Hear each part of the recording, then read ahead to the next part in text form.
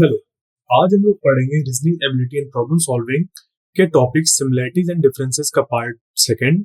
और आज इस पे जो हम लोग कवर करने वाले हैं वो है और कुछ प्रॉब्लम्स जो कि हम लोग के जो भी कॉन्सेप्ट हम लोग ने पिछले अपने लेक्चर में डेवलप किया है उसी के बेसिस पे।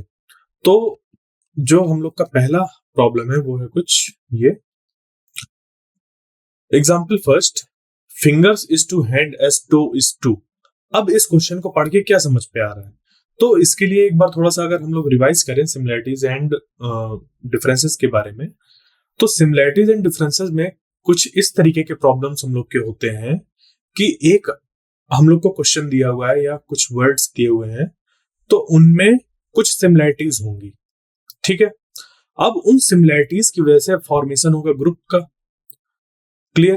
तो फिर उसमें हम लोग को उन्हीं सिमिलैरिटीज का यूज करते हुए आगे क्या आएगा वो हम लोग को बताना होता है। जैसे कि यहाँ पे दिया हुआ है फिंगर इज टू हैंड।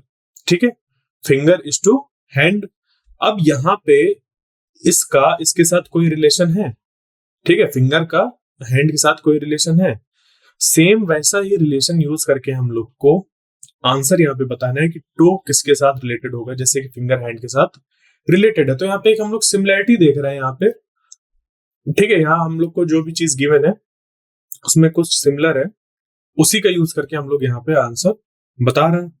ठीक है, तो अब यहाँ पे जैसे ये दिया हुआ है फिंगर इज टू हैंड ना, तो हाथ में हम लोग की उंगलियां होती हैं। इसमें ये लिखा है कि हाथ में उंगलियां होती हैं जैसे, या फिर फिंगर रिलेटेड हैंड से तो हम लोग जानते हैं कि हाथ में हम लोग की उंगलियां होती है। वैसे ही टो, ठीक है, टो कहाँ होता है? ठीक है, टो होते हैं हम लोग के फुट में। टो होता है हम लोग का फुट में। क्लियर?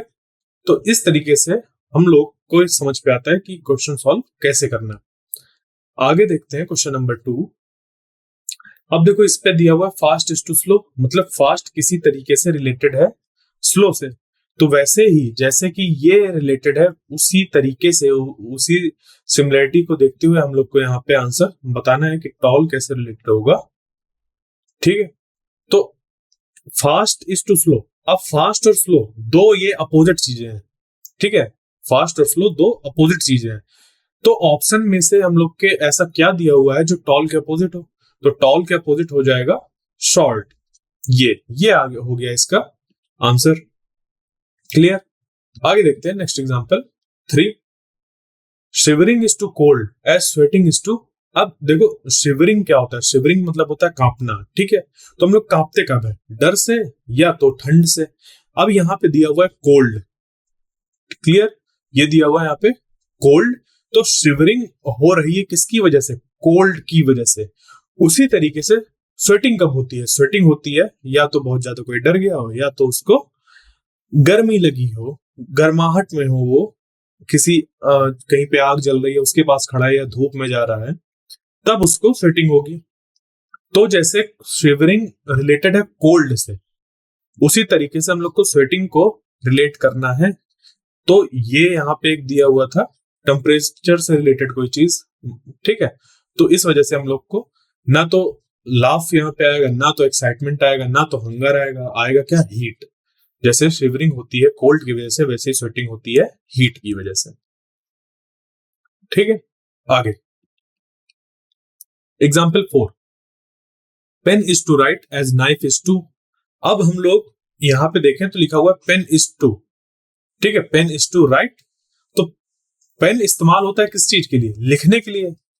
सेम इस क्वेश्चन को पूछा जाए अगर यहाँ पे, जैसे कह दिया कि पेन किस चीज के लिए इस्तेमाल होता है? पेन किस चीज के लिए इस्तेमाल होता है? तो कहा लिखने के लिए। सेम क्वेश्चन को हम लोग ने यहाँ पे पेन की जगह पे नाइफ रिप्लेस करके देखा, तो हो गया कि नाइफ किस चीज के लिए यूज होता है? तो नाइफ क्या हम लोग का खाने के लिए यूज होता है? क्या हम लोग के खेलने के लिए यूज होता है? क्या पेंटिंग के लिए यूज होता है? कट करने के लिए यूज होता है नाइफ। ठीक है, नाइफ किस चीज के लिए यूज होता है? कट करने के लिए। क्लियर? जैसे कि पेन हम लोग का लिखने के लिए इस्तेमाल होता है, तो नाइफ हो गया कट। ठीक है, ये चीज। आगे देखते हैं example 5। Which shape does not belong in the group. कौन सा शेप इस ग्रुप में बिलोंग नहीं करता है, मतलब कि डिफरेंट है, तीन जो होंगे वो एक जैसे होंगे, उनमें सिमिलैरिटीज होगी, और चौथा उन सबसे क्या होगा, एकदम डिफरेंट होगा। तो देखो स्क्वायर जो होता है अगर उसको बनाया जाए तो वो होता है कुछ ऐसा, ठीक है, इस शेप का होता है स्क्वायर हम लोग के, मतलब उसके चार कोने होते हैं, यहाँ पे ऐसे 90, ये यहाँ पे 90, ये 90 डिग्री, यहाँ पे 90 डिग्री। क्लियर? जो ट्राइंगल होता है उसपे तीन कोने होते हैं, ठीक है, यहाँ पे एक कोना है, यहाँ पे एक कोना है, मतलब ये तो एंगल हो गया और ये कोना है ये, ठीक है, तीन वर्टेक्स इस पे, चार वर्टेक्स इस पे। रेक्टेंगल पे, रेक्टेंगल पे भी ऐसे चार होते हैं, ठीक है। तो अब अगर सर्किल को हम लोग ड्रॉ करें तो इस पे कोई भी कोना नहीं है। तो देखो ये जो स्क्वायर है, ट्राइंगल है, रेक्टेंगल है, इनमें सिमिलरिटी क्या है कि इन सब में कोने हैं। सर्किल डिफरेंट हो गया क्योंकि उसमें कोने नहीं है, तो इस वजह से ये क्या हो जाएगा हम लोग का ऐसा, यहाँ पे आंसर हो गया ये, जो बाकी ग्रुप के साथ हम लोग उसको नहीं रख सकते, क्योंकि स्क्वायर, ट्रायंगल, रेक्टेंगल में होते हैं कोने और सर्किल में नहीं होते हैं, ठीक है। तो आंसर हो गया circle. Which shape does not belong in the group, तो circle is the shape which does not belong in the group. Example 6, which animal is the odd one out. यहाँ पे हम लोग से पूछा है कि यहाँ पे जितने ऑप्शन दिए हुए उनमें से डिफरेंट कौन सा है, ऑड वन। ऑड का मतलब होता है डिफरेंट, ठीक है, ऑड वन आउट जब ऐसे पूछते हैं तो इसका मतलब होता है डिफरेंट, हमें बताना है कि कुछ में तो सिमिलरिटीज हो बट वो एक तरीके से क्या हो, डिफरेंट हो। यहाँ पे इसको ऑड मैन आउट भी बोल सकते हैं, इसी को यहाँ पे ऐसे लिख दिया था ऑड मैन आउट, ठीक है। ऑड मैन आउट करके भी क्वेश्चन आते हैं तो कंफ्यूज नहीं होना, ऑड वन चाहे है चाहे ऑड मैन आउट करके है। तो ये लॉयन है, एलिफेंट है, जिराफ है, पेंगुइन है। अब ये जो लॉयन है, एलिफेंट है या जिराफ है, ये हम लोग अब इनकी सिमिलरिटीज अगर देखें तो लॉयन के 4 लेग्स होते हैं,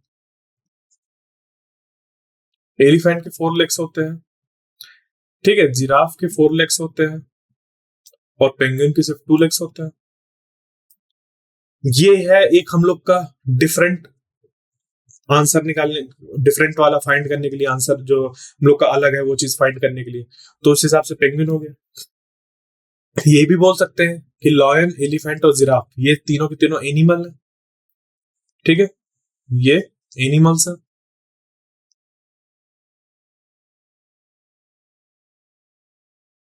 जबकि जो पेंगुइन है वो बर्ड है, मतलब ये मैमल्स होते हैं, लायन, एलिफेंट, जिराफ जो होते हैं वो मैमल्स होते हैं, एनिमल पे भी अगर देखें तो मैमल्स होते हैं, ठीक है।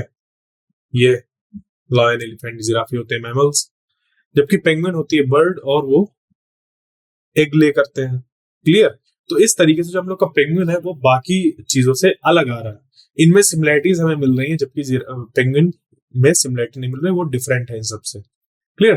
तो आंसर हो जाएगा ये। हम किसी भी तरीके से सोच सकते हैं बट मैटर ये करता है कि हमारे पास लॉजिक होना चाहिए, ठीक है, कुछ भी हम बोल रहे हैं तो उसके पास हमारा लॉजिक होना चाहिए, कि इस वजह से हम कह रहे हैं कि ये डिफरेंट है, लॉजिक सही होना चाहिए।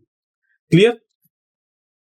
अब देखते हैं example 7, which color does not belong in the group, which color does not belong in the group।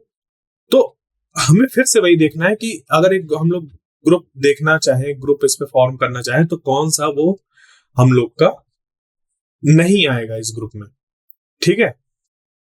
अब यहाँ पे अगर देखो तो आर जी बी, ये नाम सुना होगा RGB, ठीक है, रेड, ग्रीन, ब्लू,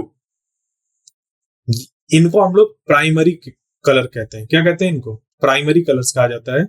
इन तीन कलर के कॉम्बिनेशन से हम कोई भी कलर फॉर्म कर सकते हैं। तो रेड, ग्रीन, ब्लू जो हम लोग का कलर होता है वो होते हैं प्राइमरी कलर्स, और इनके मिक्सचर से हम कोई भी कलर को फॉर्म कर सकते हैं। क्लियर?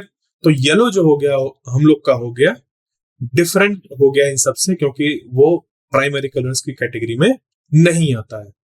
ठीक है, आगे चलते हैं एग्जाम्पल 8 में। Which element is odd one out. तो इसमें जैसे दिया हुआ है हाइड्रोजन, ऑक्सीजन, नाइट्रोजन, आयरन। तो इसके लिए हमें पता चाहिए हाइड्रोजन क्या होते हैं, ठीक है, ऑक्सीजन क्या होता है, नाइट्रोजन क्या होता है, आयरन क्या होता है। तो हाइड्रोजन अगर हम लोग बात करें तो हाइड्रोजन एलिमेंट जो हम लोग का नेचर में एग्जिस्ट करता है वो H2 के फॉर्म में करता है, जिसको हम लोग हाइड्रोजन गैस कहते हैं। ठीक है, ऑक्सीजन ये O2 के फॉर्म पे करता है और ये नाइट्रोजन N2 के फॉर्म पे होता है। ठीक है, तो हाइड्रोजन, ऑक्सीजन, नाइट्रोजन ये सब क्या है? गैसेस है। ये सब के सब क्या है? गैसेस है। ठीक है, और जबकि जो आयरन होता है ये हम लोग का नेचर में मौजूद होता है सॉलिड फॉर्म में। ठीक है, जो आयरन होता है वो सॉलिड फॉर्म में होता है। तो ये तीनों के तीनों क्या हो गया? गैसेस, और जो आयरन हो गया वो हम लोग का सॉलिड नेचर का हो गया। ठीक है, तो इस वजह से जो आयरन है वो इन सबसे डिफरेंट है बाकियों से। क्लियर? आगे देखते हैं क्वेश्चन नंबर 9। ठीक है, तो EGI फिर क्वेश्चन मार्क और M। तो हम लोग को यहाँ पे इनमें इनमें और इनमें क्या सिमिलरिटी है उसी का यूज करके यहाँ पे फाइंड करना होगा। तो E की अगर रैंक लिखे तो ये होती है 5, इसकी होती है 7, इसकी होती है 9 और M की होती है 13। तो यहां से अगर देखा जाए तो इसकी रैंक हो रही है +2। क्या हो रही है? +2। इसकी रैंक हो रही है +2, तो हम लोग यहाँ पे +2 करके देखेंगे तो +2 अगर करेंगे तो आएगा 11, और 11 जो होता है वो होता है K, और इस पे +2 कर देंगे तो आ जाएगा 13। तो ये हम लोग का एक पैटर्न बन रहा है, क्योंकि यहाँ पे हम लोग को एक सिमिलर चीज मिल रही है। ठीक है, तो एक पैटर्न फॉर्म हो रहा है और इस वजह से जो आंसर आ जाएगा वो हो जाएगा K। क्लियर? अगला क्वेश्चन, एग्जाम्पल 10, ACEDFHGIK फिर क्वेश्चन मार्क और MOQ। तो इसके लिए अगर हम लोग को देखना है कि क्या आएगा, तो इसके लिए ऐसे देखते हैं। ए ये 1 है, ये 3 है, ये 5 है, ये 4 है, ये 6 है, ये 8 है, ये G7 होता है, ये 9 होता है, ये 11 होता है, M13, ये 15 और ये 17। तो इस पैटर्न को देखो, देखो क्या हो रहा है। ये यहां से यहां +2 हो रहा है, यहां से यहां +2 हो रहा है, यहां से यहां +2 हो रहा है, यहां से यहां +2 हो रहा है। ठीक है, उसके बाद यहां से यहां +2 हो रहा है और यहां से यहां +2 हो रहा है। अब इनके बीच में कैसा रिलेशन है वो देख लेते हैं। यहां से जो भी आखिरी वाला लेटर आ रहा है, वो जब इधर से इधर वाला लेटर देखते हो तो यहाँ पे माइनस हो रहा है। क्या हो रहा है? माइनस हो रहा है। इधर से इधर माइनस हो जाएगा, 5 और ये 4 जा रहा है तो -1 हो रहा है। इस तरीके से यहाँ पे 8 से 7 जा रहा है, -1 हो रहा है। तो उसी हिसाब से 11 में हम लोग -1 करेंगे तो आ जाएगा कितना? 10। तो पहला जो होगा रैंक वो हो जाएगा 10 का। उसके बाद +2 करना है तो अगली हो जाएगी 12, उसके बाद अगली हो जाएगी 14। तो 10 होती है हम लोग की J की, 12 होती है हम लोग की L की, और 14 होता है N। तो JLL ये आंसर हम लोग का हो जाएगा। ठीक है, देखो यहां से भी अगर देखो तो आखिरी वाला 14 आ रहा है तो 14 -1 यहाँ पे 13 आ रहा है। तो मतलब ये पूरा एक हम लोग को पैटर्न मिल रहा है, सिमिलर सा पैटर्न मिल रहा है, इस वजह से ये हम लोग का आंसर सही हो जाएगा JLN। Example 11, if A = Z, B = Y, C = X, then D = अब A = Z अगर देखें तो इनकी रैंक लिख देते हैं। इसकी 1, इसकी 26, B की रैंक 2, Y की 25, C की 3, X की 24, D की 4, तो इसकी कितनी? अब देखो यहां से गौर से, जो ये रैंक लिखी हुई है, ये जो रैंक लिखी हुई है, इनका सम 27 आ रहा है। कितना आ रहा है? 1 + 26 27, 2 + 25 27, 3 + 24 27। तो उसी हिसाब से 4 प्लस जो भी यहाँ पे आएगी रैंक, उसका हम लोग का जो सम होगा वो होगा 27 के बराबर। तो 27 - 4 अगर कर दें तो हम लोग को पता चल जाएगा जो भी रैंक यहाँ पे आने वाली है 23 आएगी। ठीक है, और 23 होती है हम लोग की W की। तो यहाँ पे जो आंसर आ जाएगा वो हो जाएगा W। तो फॉरवर्ड रैंक, बैकवर्ड रैंक याद होना बहुत जरूरी है, उससे हम लोग को जो अल्फाबेट वाले क्वेश्चंस होते हैं उनको सॉल्व करना बहुत आसान हो जाता है। क्लियर? Example 12, ABBCDDEFF। तो अगला क्या होगा? यहां से गौर से देखो ये क्या आ रहा है, एक पैटर्न बन रहा है। AB, अब यहाँ पे ये 2 है एक साथ, उसके बाद CD एक साथ यहाँ पे 2 है, E 2 है यहाँ पे, फिर F, फिर उस हिसाब से जो अगला होगा वो हो जाएगा ABCDEF, और आ जाएगा यहाँ पे G, और अगले वाले आ जाएंगे HH। तो GHH ये आंसर हम लोग का हो जाएगा। तो एक पैटर्न देखा हम लोग ने, पैटर्न देखने के बाद ही इसको हम लोग सॉल्व कर पाए। एग्जाम्पल 13, 3, 8, 13, 18, इस पे क्या बन रहा है अब हम लोग का? तो इसमें देखें अगर, तो इधर से इधर जाने में हो रहा है +5, इधर से इधर जाने में हो रहा है +5, इधर से इधर जाने में हो रहा है +5, तो इधर से इधर जाने में क्या होगा, फिर से हमें +5 करना पड़ेगा। तो 18 में जब +5 करेंगे तो वो हम लोग का हो जाएगा 23, और 23 ऑप्शन में है, तो ये हम लोग का सही हो जाएगा। तो यहाँ पे हम लोग के पास एक लॉजिक होना चाहिए, तभी हम लोग कह सकते हैं कि ये आंसर सही है। लॉजिक है, आंसर एकदम सही होगा। ठीक है, आगे चलते हैं। एग्जाम्पल 14 में 2, 6, 18, 54, 2, 6, 18, 54, इसमें अगर हम लोग देखें कि ये आंसर कैसे बन रहा है, तो देखो 2 से पहले 6 है, फिर 6 से 18 हो रहा है, 18 से 54 आ रहा है। तो यहाँ पे जो इंक्रीज हो रहा है वो कुछ ज्यादा तेजी के साथ हो रहा है। ठीक है, तो यहाँ पे एडिशन की बजाय हो सकता है कि मल्टीप्लीकेशन हो रहा हो। तो 2 से 3 जो रिलेटेड है 6, वो क्या है, 2 इंटू 3 है, मतलब इंटू हम लोग यहाँ पे 3 कर रहे हैं तो मिल रहा है 6, फिर 6 इंटू 3 कर रहा है तो मिल रहा है 18, और 18 इंटू 3 कर रहा है मिल रहा है 54। उस हिसाब से हम लोग को 54 में 3 का इंटू करना पड़ेगा, तो ये आ जाएगा 162। कैसे, 3 4 12, 2 1 कैरी, 3 5 15, 1 ऐड कर दें तो 162। तो आंसर हो जाएगा 162। क्लियर। अगला क्वेश्चन, एग्जाम्पल 15, 0 1 1 2 3 5। तो अब इसका हम लोग का जो आंसर है वो क्या होगा? इसके लिए अगर हम लोग देखें, ये 0 पहले दिया हुआ है, फिर 1 दिया हुआ है, 1 दिया हुआ है, फिर 2, फिर 3, फिर 5, तो इनके बीच में हम लोग का क्या रिलेशन आ रहा है, फिर स्पेस पे क्या आ रहा है, फिर स्पेस पे क्या आ रहा है। तो ये जो सीरीज है ना, ये एक स्पेशल टाइप की सीरीज होती है और इसको कहते हैं फिबोनाची सीरीज। ठीक है, इसमें क्या होता है कि जो भी नेक्स्ट टर्म होता है वो अपने पिछले पिछले 2 टर्म का सम होता है। तो जैसे ये है, ये ये वाला यहां से 0 से स्टार्ट हुआ, तो अब 0 पे हम लोग ने 1 ऐड किया तो ये आ गया ये। उसके बाद इस पे ये जो 0 और 1 अब यहां से चालू होता है, ये 0 और 1 को ऐड कर दिया तो मिल गया हम लोग को 1। अब हमें यहां वाला टर्म अगर फाइंड करना है कि ये क्या आएगा, तो आखिरी के जो 2 थे उनको ऐड कर देंगे तो आ गए 2। अब हमें इस जगह वालों को फाइंड करना है, तो जो लास्ट है और सेकंड लास्ट है इसको ऐड कर देंगे तो 1 + 2 कितना हो गया, 3। अगला वाला फाइंड करना है तो ये हो गया 5, और 5 जो है हम लोग का वो 3 + 2 बन रहा है, 3 + 2 बन रहा है आखिरी के 2 जो है हम लोग के। ठीक है, तो उस हिसाब से यहाँ पे जो आएगा वो होगा इसका और इसका सम, तो 5 + 3 कितना हो जाएगा, 8। तो ये थी हम लोग की फिबोनाची सीरीज। ये एक स्पेशल टाइप की सीरीज होती है जिसका हम लोग का रूल ये होता है कि लास्ट 2 टर्म्स का सम निकल के आता है ये चीज। ठीक है, आगे देखते हैं। एग्जाम्पल 16, 11, 14, 17, 20। तो आगे क्या आएगा?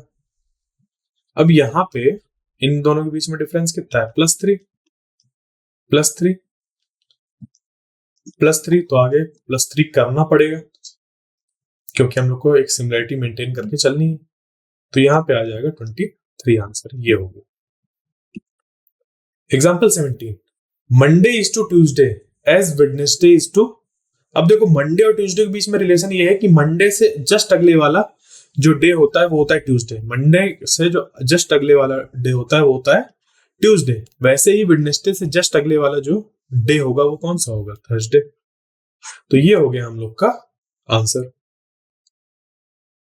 Example 18, January is to February as April is to. तो जैसे जनवरी और फरवरी के बीच में रिलेशन है, क्या है कि जनवरी से जो जस्ट अगला वाला मंथ है वो होता है फरवरी। ठीक है, जनवरी से जस्ट अगला वाला फरवरी, वैसे ही अप्रैल का जो अगला मंथ होता है, अप्रैल से जो आगे आता है वो आता है मई।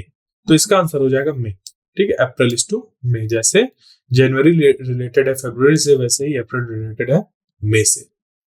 Clear. Example 19, France is to Paris as Japan is to. अब देखो ये सवाल करने के लिए हम लोग को ये पता होना चाहिए कि जो भी यहाँ पे दिया हुआ है वो क्या कैपिटल है क्या, जैसे कि फ्रांस, ठीक है, फ्रांस की जो कैपिटल है वो हो गई पेरिस, फ्रांस की कैपिटल हो गई पेरिस।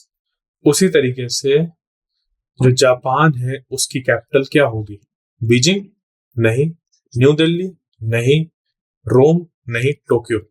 जो जापान की कैपिटल है वो है टोक्यो, ठीक है, बीजिंग चाइना की है, ठीक है, इस तरीके से। तो आगे चलते हैं क्वेश्चन नंबर 20 में, एग्जाम्पल 20 में, Mozart is to classical as Elvis Presley is to. अब यहाँ पे जो मोजार्ट है वो एक क्लासिकल म्यूजिक है, उसी तरीके से एल्विस प्रेस्ले किससे रिलेटेड है, ठीक है, जो मोजार्ट है वो रिलेटेड है क्लासिकल म्यूजिक से, उसी तरीके से एल्विस प्रेस्ले किससे रिलेटेड है, रॉक एंड रोल से। क्लियर ये चीज, तो ये कुछ चीजें हैं जो पता होनी चाहिए, तभी हम लोग क्वेश्चन को सॉल्व कर सकते हैं, या हम लोग अंदाजा भी लगा सकते हैं, बट इनमें तो नहीं लगा सकते, ठीक है, जैसे jazz, hip hop, rock and roll, इनमें से कुछ भी हो सकता है, बट इतना समझ पे आ रहा है कि ये किसी म्यूजिक की बात हो रही है, ठीक है। आगे एग्जाम्पल 21, 12, 24, 36, 48, तो अब ये दिख रहा है कि ये 12 की टेबल लिखी हुई है, ये 12 इंटू 1 है, ये 12 इंटू 2 है, ये 12 इंटू 3 है, ये 12 इंटू 4 है, तो अगला वाला होगा 12 इंटू 5, 12 5 टाइम्स होता है 60, तो ये हो जाएगा आंसर। एग्जाम्पल 22, 3, 6, 10, 15, 21, तो ये जो लिखा हुआ है यहाँ पे ये क्या है, लग तो रहा है कि ये 3 2 6 है, फिर 3 5 15 है, ठीक है, तो बट यहाँ पे एक पैटर्न नहीं बन रहा, ठीक, पैटर्न ये हो सकता है कि जैसे 3 है उस पर जब हमने 3 ऐड किया तो मिल गया 6, फिर 6 में 4 ऐड किया तो मिल गया 10, 10 में 5 ऐड किया तो मिल गया 15, और 15 में 6 ऐड किया तो मिल गया 21। इस हिसाब से देखो ये क्या हो रहा है, 3 4 5 6 यहाँ पे जो ऐड कर रहे हैं नंबर हम लोग अब इसके प्रीसीडिंग नंबर पे, वो एक एक बढ़ता जा रहा है, तो यहाँ पे अब 21 में हम लोग जब 7 ऐड कर देंगे तो हो जाएगा 28, तो आंसर हो गया हम लोग का 28, ठीक है, सिमिलरिटी देखी उसी के अकॉर्डिंग हम लोग ने अपना आंसर निकाला। एग्जाम्पल 23, 1 4 9 16, तो ये देखो 1 जो है ये 1 स्क्वायर है, 4 2 स्क्वायर है, 9 3 स्क्वायर है, 16 4 स्क्वायर है, इसी तरीके से जो अगला नंबर होगा वो हो जाएगा 5 स्क्वायर, ठीक है, 5 स्क्वायर मतलब 25, और ये हो जाएगा हम लोग का आंसर।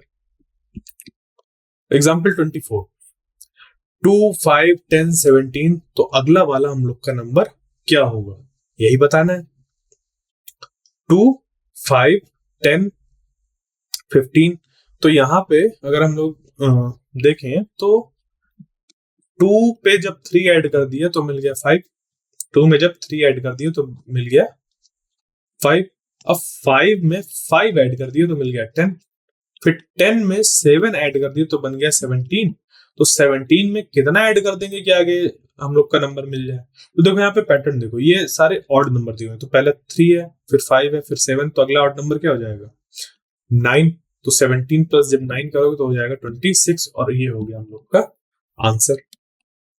क्लियर, अगला देखते हैं एग्जाम्पल 25, तो इस एग्जाम्पल 25 में दिया हुआ है 3 9 27 81, क्लियर, तो यहां पे क्या हो रहा है देखो, ये यहां से 3 इंटू 3 हो रहा है तो 9, फिर 9 इंटू 3 हो रहा है तो 27, फिर 7 इंटू 3 हो रहा है तो 81, तो 81 इंटू 3 करेंगे तो कितना आएगा आंसर, ठीक है, क्लियर, तो वो हो जाएगा 243।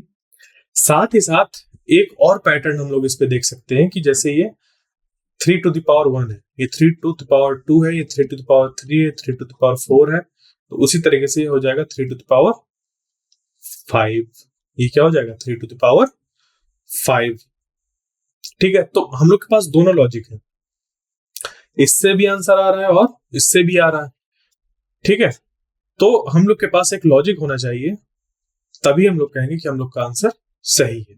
ठीक है, तो इस तरह क्वेश्चन में हम लोग को लॉजिक ढूंढना होता है, क्योंकि लॉजिक वाले ही ये क्वेश्चन है, लॉजिक ही देखी जाता है इस पे। ठीक है, एग्जाम्पल 26, ACEG, तो अगला नंबर क्या होगा, ए है 1, इसकी फॉरवर्ड रैंक ए की 1, सी की फॉरवर्ड रैंक 3, ई की फॉरवर्ड रैंक 5, जी की फॉरवर्ड रैंक 7। तो देखो यहाँ पे क्या हो रहा है, इनकी रैंक में क्या हो रहा है, +2 हो रहा है, यहां से यहाँ +2, यहां से यहाँ +2, यहां से यहाँ +2, तो इधर से इधर क्या हो जाएगा, +2 आ जाएगा 9, और 9 किसकी होती है, आई की, तो आंसर हो गया हम लोग का आई। ठीक है, जो 9 है वो आई की फॉरवर्ड रैंक है, तो आंसर निकल के आ गया आई। एग्जाम्पल 27, DHLP, अगला वाला क्या आएगा, इसके लिए फिर से हम लोग इसकी फॉरवर्ड रैंक लिखते हैं, तो डी की फॉरवर्ड रैंक हो गई 4, एच की 8, एल की 12, पी की 16। तो अब देखो आगे क्या होगा, इसके लिए यहां पे ध्यान दो, ये क्या हो रहा है, +4 +4 +4, तो इधर भी क्या हो जाएगा, +4 मतलब 20, और 20 किसकी रैंक होती है हम लोग की, टी की, T20। क्लियर, तो आंसर हो गया हम लोग का ये टी। आगे चलते हैं, एग्जाम्पल 28 में, जैसे ocean is to water as forest is to.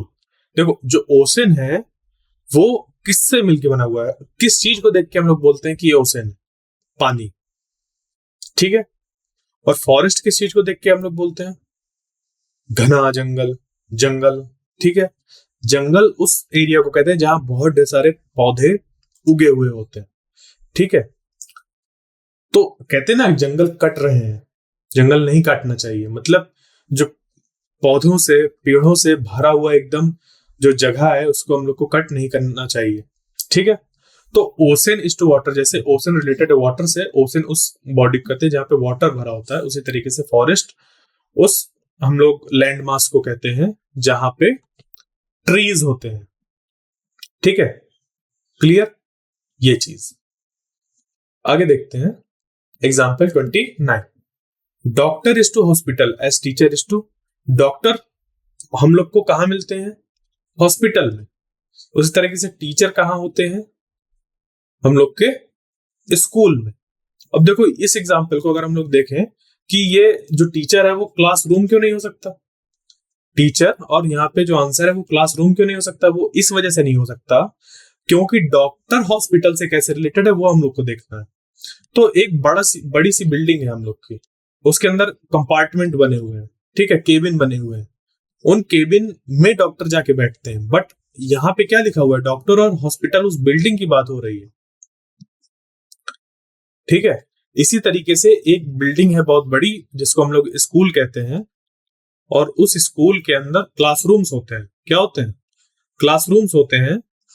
ठीक, टीचर क्लासरूम में बैठ के पढ़ाते हैं, ठीक है, क्लासरूम में जाके पढ़ाते हैं, बट जैसे यहाँ पे इस बिल्डिंग की बात हो रही थी, किस बिल्डिंग के अंदर होते हैं डॉक्टर, उसको हम लोग हॉस्पिटल कैसे, उसी तरीके से जो टीचर होते हैं वो किस बिल्डिंग के अंदर होते हैं, उस पर्टिकुलर बिल्डिंग को हम लोग स्कूल कहते हैं। क्या कहते हैं, स्कूल कहते हैं। क्लियर, स्कूल कहते हैं। तो ये जो हम लोग की बिल्डिंग है उसका नाम है स्कूल, इसी वजह से होगा आंसर स्कूल ना कि क्लासरूम। जैसे यहाँ पे डॉक्टर रिलेटेड है हॉस्पिटल से, वैसे ही टीचर रिलेटेड है स्कूल से। Clear, example 30, flower is to petal as fruit is to. जैसे फ्लावर में पेटल्स होते हैं, क्या होते हैं, फ्लावर में पेटल होते हैं, जो भी फ्लावर होता है हम लोग का उस पे ऐसे पेटल्स, पत्तियां होती हैं। ठीक है, ऐसी ऐसी पत्तियां होती हैं, फिर उसी पत्तियों से हम लोग कहते हैं कि हम लोग का ये फूल है। ठीक, उसी तरीके से फ्रूट्स में क्या होता है, फ्रूट्स किससे मिलके बना होता है, ठीक है, उस पे देखो फ्रूट में हम लोग के पील, छिलके होते हैं, जैसे फ्लावर्स को ढकता है उसका पेटल। ठीक है, फ्लावर जो होता है उस पे ऐसे पेटल्स होती हैं उनको ढकने के लिए, वैसे ही जो फ्रूट होता है, फ्रूट का जो आउटर है एकदम आउटर, वो क्या है, पील है। स्किन नहीं बोलते, स्टेम नहीं बोलते, या लीफ नहीं बोलते, उसको क्या कहते हैं, पील, छिलके। ठीक है, ये चीज। तो इस तरीके से हम लोग ये जो सिमिलरिटीज एंड डिफरेंसेस वाले क्वेश्चंस होते हैं उनको सॉल्व करते हैं। तो आज हम लोग ने अराउंड 30 एग्जांपल्स देखे हैं सिमिलरिटीज एंड डिफरेंसेस पे बेस्ड, जो कि हम लोग ने अपने कॉन्सेप्ट पिछले लेक्चर में पढ़े थे, और इसके अगले लेक्चर में हम लोग देखेंगे उन्हीं कॉन्सेप्ट्स के बेसिस पे हर एक टाइप को जो सिमिलैरिटीज एंड डिफरेंसेस पे पूछा जाता है उससे रिलेटेड 5 एग्जांपल्स। ठीक है, थैंक यू।